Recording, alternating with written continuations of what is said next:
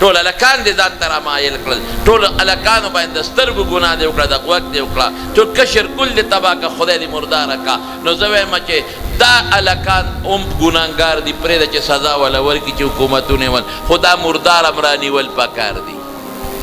دم ډبول پکار دی چې تا ولې دا ګناه په دې خلکو وکړه ته ولې پارک ته روځې او خپل اندامونه خلکو ته ښیې دم ډبول پکار دي داسې ده که نه ده ګناه کې خدای دې بې خو باسه ای رونو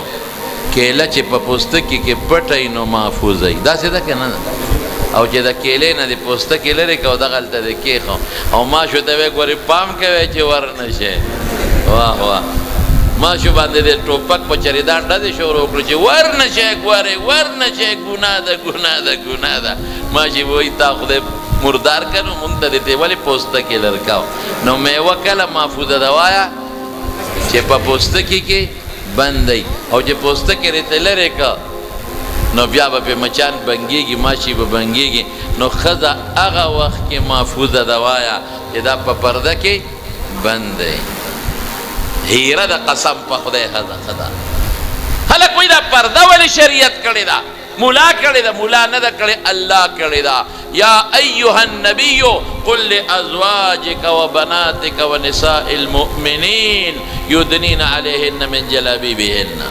اے پیغمبره خپلو بیبیانو ته ووایه لوڼو مبارکو ته ووایه او د مسلمانانو ښځو ته چې په ځان صادر برقه راواچوي دا اډر چا ورکړی دی الله ورکړی دا ولې هلکه بعضې خلک سوال کوي سړي ته د پردې حکم نشته او ښځې ته دې دا ولې ما وایي که سړي 50 سره وځي او وایي چې موږ زنا کوو خدای شته کې وکړي او چې ښځه یوه راوځي چې زه زنا کوم ټول هلکان به ګډوډ کړي که به نه کړي سړی خو د شهوت محل نه دی او ښځه خو د شهوت محل دی او بیا به سړي دویم به ښکلې خبره وکړمه د ښځې مثال د هیرې دی مړه سړی خو داسې اوسپنه ده که پرته یې یو ځای کې او باران هم کېږي هېڅ پروا نشته که بربنډ هم پرته یي اوسپنه پروا نشته همغه خپل قیمت یې څوک یې تخته وي مړه په دې اوسپنه به څه وکړمه او د ښځې مثال د هیرې دی د چا دی هیره کله محفوظه وي وایه چې دا په پرده کې بند دی په بکس کې بند دی نو دا خشتم ښکاري او مزیدار او چې هیره یې بکس نه وي شل غلی د نه تختی نو ښځو ته موږ وایو چې ستاسو شریعت قدر کوي تاسو هیرې یې ملغلرې یې جواهرات یې چې پرده کې بند دی پرتې نو خشته به ښکاري نه دي وایي نه موږ له شریعت حق نه دی راکړی موږ بربار ګرځو ګرځه که نه ماره باندې څه بیا دغه چې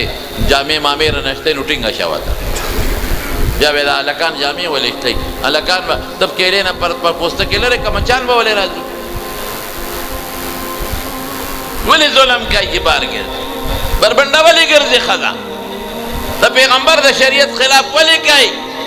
مونږ خو صاحب د حضرت فاطمې حالات لیدلی دي رضی الله تعالی عنها